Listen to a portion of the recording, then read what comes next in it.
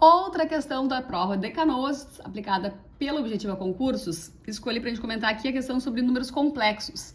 Não é um assunto frequente, mas aparece em algumas provas da Objetivo a Concursos e também da Banca Legale. Potências de I. Então, unidade imaginária. Vamos começar relembrando o que isso significa. Unidade imaginária, a gente tem o seguinte.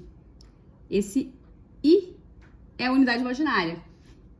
E, por definição, esse I vale, I ao quadrado vale menos 1. Tá? Na definição de números complexos, a gente tem isso. Unidade imaginária, esse número I, e ele corresponde a menos 1. Então, a gente tem o seguinte, I elevado a 0 é 1. I elevado a 1 é I. I ao quadrado é menos 1. I ao cubo seria fazer I vezes I ao quadrado.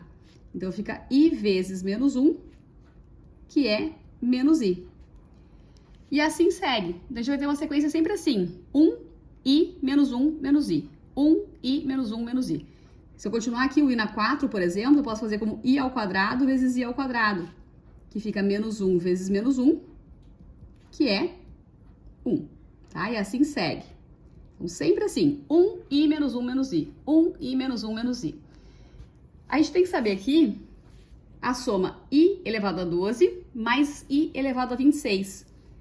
Esse i na 12, a gente vai fazer o seguinte, 12 dividido por 4 dá 3. 3 vezes 4, 12, e o resto é 0. O que significa? Por que dividir por 4? É esse ciclo aqui, ó. 1i menos 1 menos i.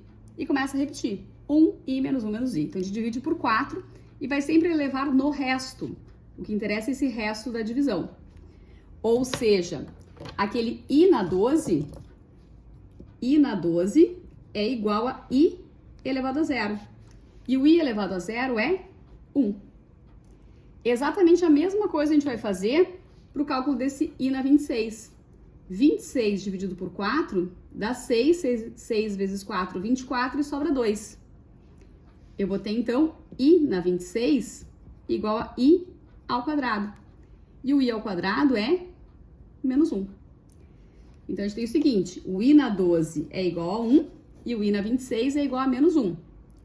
A questão pede para calcular quanto é i na 12 mais i na 26.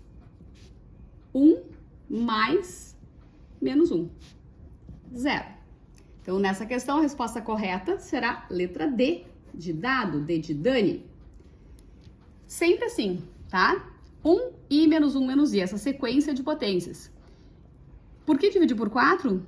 Porque esse ciclo vai se repetindo sempre de 4 em 4 valores.